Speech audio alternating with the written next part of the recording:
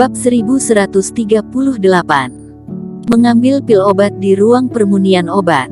Emmet pun juga tidak dapat memurnikan obat. Sehingga obat mujarab macam apa yang bisa dia buat? Adik-adik seperguruan sekalian, kalian beruntung sekali hari ini.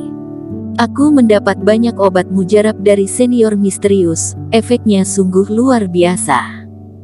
Aku hanya butuh obat mujarab Dengxian untuk menukarnya. Khasiat obat mujarab ini juga berbeda, contohnya. Emmet berdiri di atas panggung sambil berbicara dengan tegas. Dia berparas rupawan, dan memang sangat populer di kalangan murid-murid perempuan. Usai mengucapkan kata-kata itu, begitu sedang bersiap-siap untuk mendemonstrasikan khasiat pil mujarab itu, sudah tampak ada banyak murid yang mengambil pil mujarab lalu melakukan pertukaran. Para murid yang lebih pintar tampak masih menunggu. Menanggapi hal ini Emmet pun tidak menjadi ragu-ragu, dia mendemonstrasikan berbagai efek magis dari pil mujarab itu di depan umum. Obat mujarab yang telah disempurnakan oleh Erik memang sangat langka di dunia dewa.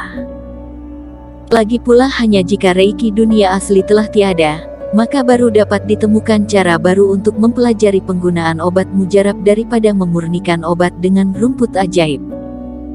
Namun, setelah melakukan penelitian bertahun-tahun, khasiat obat mujarab tidak lebih buruk dari pil mujarab yang berbahan rumput ajaib. Karena langkanya rumput ajaib di dunia dewa, sebagian besar pil mujarab yang digunakan oleh para murid mengandung sangat sedikit rumput ajaib, mereka pun juga tidak dapat menggunakan rumput roh. Oleh karena itu, pil mujarab yang diproduksi oleh Erik cukup bernilai. Bahkan beberapa orang yang telah menyadari manfaat obat mujarab itu segera menukarnya dengan obat mujarab Dengxian. Obat mujarab Dengxian tersedia setiap bulan, namun obat mujarab yang ditunjukkan Emmet itu sulit ditemukan. Hingga waktu sudah malam, Emmet kembali ke kediamannya dengan membawa puluhan obat mujarab Dengxian, lalu melaporkan apa yang terjadi kepada Erik. Khasiat pil mujarab itu begitu kuat sehingga banyak kakak seperguruan yang sangat tertarik. Kemudian aku pun secara khusus mengatakan bahwa jumlahnya sangat terbatas. Sehingga pada akhirnya terdapat banyak orang yang membelinya dengan cepat. Jadi dalam sekejap itu sudah laris terjual. Emmet tertawa. Kamu sudah melakukannya dengan baik. Erik mengangguk. Emmet memang memiliki otak yang cerdas. Dia tahu bagaimana cara menjual obat mujarab itu. Meskipun kultivasinya tidak cukup baik, dia memiliki otak cerdas dan juga ambisi yang kuat.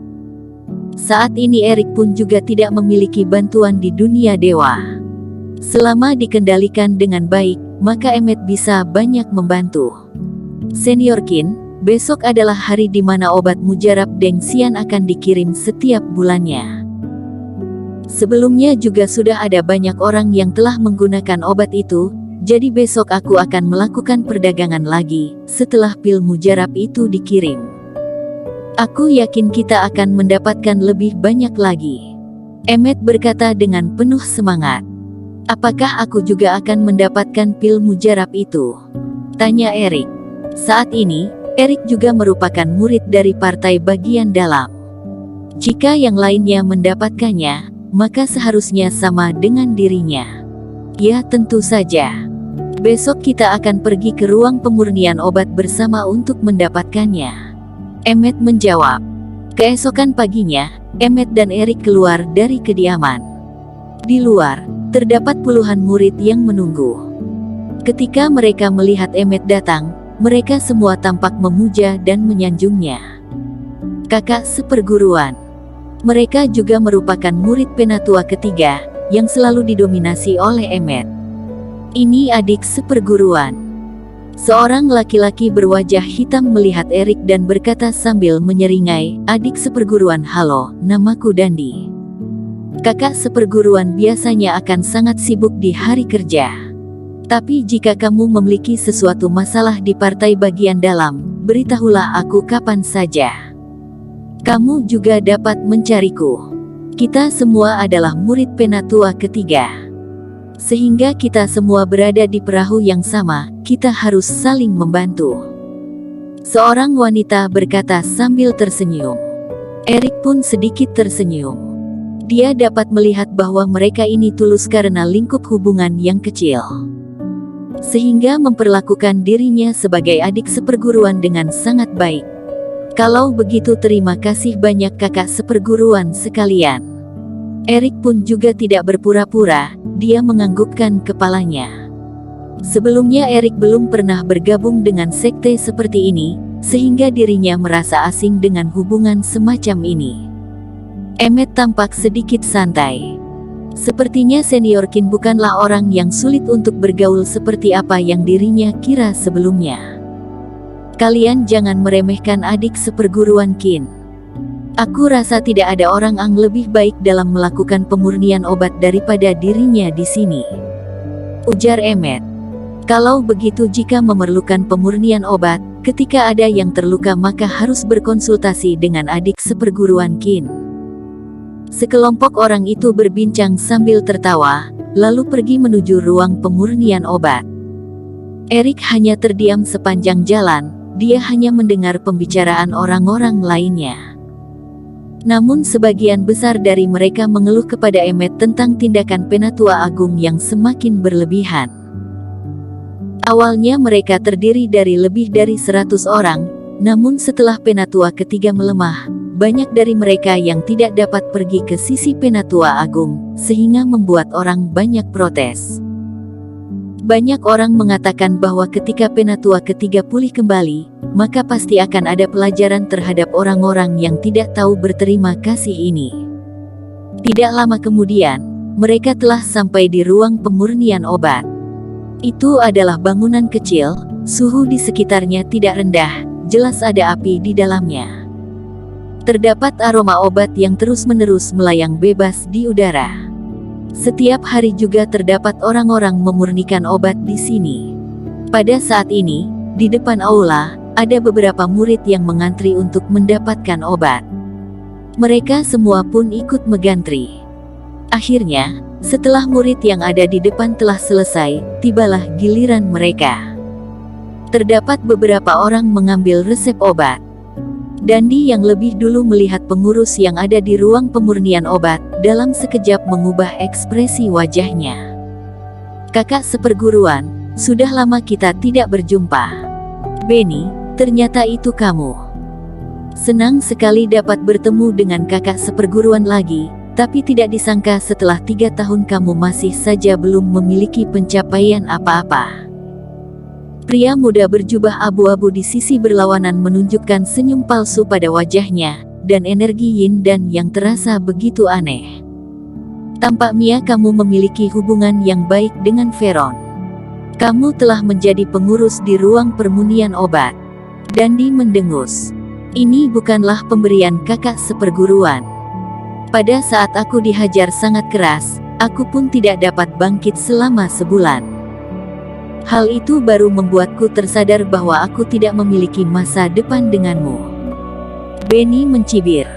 Apa perbedaan antara dirimu dengan para bandit yang mencuri pil mujarab itu? Saat ini aku merasa aku hanya memberi pukulan ringan kepadamu. Dandi mengerutkan alisnya. Lalu berkata, aku tidak ingin bicara omong kosong lagi denganmu. Berikanlah pil mujarab itu. Maaf, pil mujarab itu sudah tidak ada. Benny menggelengkan kepalanya. Apa? Bukankah barusan murid itu telah mengambil 3 pil mujarab? Dandi berkata dengan tidak senang, aku beritahu kamu ya Benny, kamu jangan menjadi arogan seperti Penatua Agung. Tidak apa jika kamu melakukan sesuatu pada resep obatku, namun bagi kakak seperguruan obat mujarab Deng Xian sangatlah berguna. Jika kamu berani mengambilnya lagi, maka aku tidak akan bersikap baik. Haha, memangnya apa yang bisa kamu lakukan jika kamu tidak ingin berlaku baik? Kalau begitu mengapa kamu tidak mencari Penatua Agung saja, lalu menuntutku? Lihat saja apakah dia akan mengabaikanmu atau tidak. Benny tertawa lepas, aku sudah katakan tidak, jadi tidak ada jawaban lain. Akulah yang berdaulat untuk mengambil keputusan di sini. Kalian ini adalah sampah yang tidak berguna, kalian juga sangat keras kepala. Seperti pohon yang akan segera tumbang, tinggal menunggu waktu untuk menjemput ajalnya. Lagi pula bahkan jika aku memiliki obatnya di sini, aku tidak akan memberikannya kepadamu. Memangnya kenapa? Kamu berani membuat onar di ruang pemurnian obat, berarti kamu tidak tahu siapa yang berdaulat di sini. Bahkan jika dikatakan mempermainkanmu, memangnya kenapa? Kamu hanya dapat menerimanya. Cepat pergilah dari sini. Pada saat ini, beberapa murid keluar sambil mengeluarkan celotehan di kerumunan itu. Ruang pemurnian obat merupakan wilayah Penatua Agung, sehingga mereka pun tidak takut untuk mempermasalahkannya.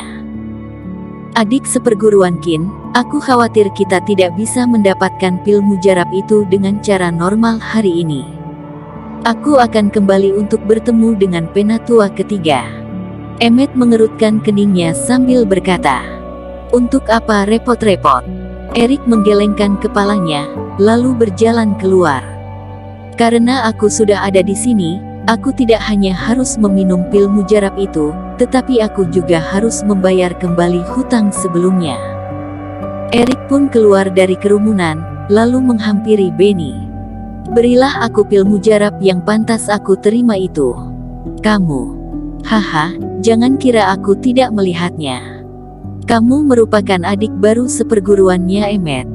Mengetahui bahwa Erik berada di pihak Emmet, Benny pun tersenyum dingin. Bersambung. Terima kasih telah menonton video ini sampai akhir. Jangan lupa subscribe dan nantikan kisah episode selanjutnya hanya di Novel Story. Salam.